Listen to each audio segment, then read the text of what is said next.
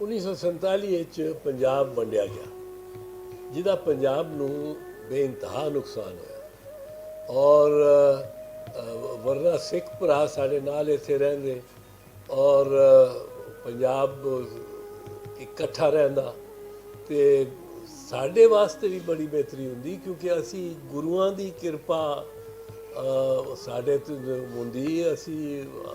ਉਹਨਾਂ ਦੇ ਨਾਲ ਜਿੰਨੀ ਮੁਹੱਬਤ ਪਿਆਰ ਹੋ ਸਕਦਾ ਹੈ ਸਿੱਖਾਂ ਦੇ ਨਾਲ। ਤੁਸੀਂ ਦੇਖੋ ਹੈ ਦਰਬਾਰ ਸਾਹਿਬ ਕਰਤਾਰਪੁਰ ਜਿਹੜਾ ਹਕੂਮਤ ਨੇ ਖੋਲ੍ਹਿਆ ਉਹਨਾਂ ਵਾਸਤੇ, ਉਹਦੇ ਨਾਲ ਕਦਰ ਇੱਕ ਦੂਜੇ ਦੇ ਕਰੀਬ ਆ ਗਏ ਆ, ਨੇੜੇ ਆ ਗਏ। ਅਸੀਂ ਪੰਜਾਬੀ ਬੋਲਣ ਵਾਲੇ ਹਾਂ, ਅਸੀਂ ਪੰਜਾਬੀ ਹਾਂ, ਉਹ ਵੀ ਪੰਜਾਬੀ ਨੇ, ਅਸੀਂ ਵੀ ਪੰਜਾਬੀ ਹਾਂ। ਅਤੇ ਇਹਦੇ ਵਾਸਤੇ ਸਾਨੂੰ ਕੋਸ਼ਿਸ਼ ਕਰਦੇ ਰਹਿਣਾ ਚਾਹੀਦਾ ਹੈ ਕਿ ਜਿਹੜੇ ਉੱਧਰ ਦੇ ਪੰਜਾਬੀ ਨੇ ਔਰ ਇੱਧਰ ਦੇ ਪੰਜਾਬੀ ਨੇ, ਇਹ ਹੁਣ ਇੱਕ ਕਰਤਾਰਪੁਰ ਦਰਬਾਰ ਸਾਹਿਬ ਦਾ ਇੱਕ ਗੁਰੂ ਨਾਨਕ ਦੀ ਇਹ ਸ਼ਾਨ ਹੈ ਔਰ ਉਹਨਾਂ ਦੀ ਬਰਕਤ ਹੈ ਕਿ ਉਹਨਾਂ ਨੇ ਸਾਨੂੰ ਕਰੀਬ ਤਰ ਲਿਆਂਦਾ ਇਸ ਅਮਲ ਦੇ ਜ਼ਰੀਏ। ਅਤੇ ਇਸ ਨੂੰ ਅੱਲਾ ਕਰੇ ਅਸੀਂ ਹੋਰ ਜ਼ਿਆਦਾ ਕਰੀਬ ਔਰ ਹੋਰ ਜ਼ਿਆਦਾ ਕਰੀਬ ਹੋਈਏ, ਕਿਉਂਕਿ ਪੰਜਾਬ ਇਕੱਠਾ ਹੋਵੇ ਅਤੇ ਪੰਜਾਬ ਦੀ ਔਰ ਪੰਜਾਬੀਅਤ ਦੀ ਔਰ ਪੰਜਾਬੀ ਜ਼ਬਾਨ ਦੀ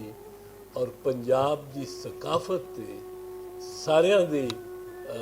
ਦਾ ਵਾਧਾ ਹੁੰਦਾ, ਕਿਉਂਕਿ ਫਿਰ ਇਹਦੇ ਵਿੱਚ ਇਹਦੇ ਪਾਸੇ ਜ਼ਿਆਦਾ ਲੋਕਾਂ ਦੀ ਤਵੱਜੋ ਹੁੰਦੀ, ਲੋਕਾਂ ਦੀ ਤਵੱਜੋ ਹੁੰਦੀ ਹੈ ਅਤੇ ਲੋਕਾਂ ਦਾ ਪੈਸਾ ਹੁੰਦਾ, ਲੋਕਾਂ ਦਾ ਪੈਸਾ ਹੁੰਦਾ ਹੈ ਅਤੇ ਉਹਦੇ ਨਾਲ ਉਹ ਇਦਾਰੇ ਬਣ ਸਕਦੇ ਨੇ, ਬਹੁਤ ਸਾਰੇ ਇਦਾਰੇ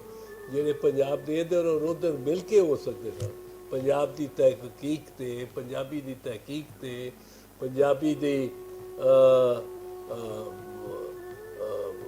ਦੀ ਦੇ ਫਰੋਗ ਵਾਸਤੇ ਲਾਹੌਰ ਵਿੱਚ ਗੁਰੂ ਨਾਨਕ ਇੰਸਟੀਚਿਊਟ ਹੁੰਦਾ ਆਫ ਪੰਜਾਬੀ, ਅੰਮ੍ਰਿਤਸਰ ਵਿੱਚ ਬੁੱਲੇ ਸ਼ਾਹ ਇੰਸਟੀਚਿਊਟ ਹੁੰਦਾ ਪੰਜਾਬ ਦੇ ਤਾਰੀਖ 'ਤੇ। ਅਤੇ ਬੇਸ਼ੱਕ ਇਹ ਵੰਡ ਰਹਿੰਦੀ ਨਹੀਂ, ਪਰ ਸਾਡੇ ਦਰਮਿਆਨ ਪੰਜਾਬੀਆਂ ਦੇ ਵਿੱਚ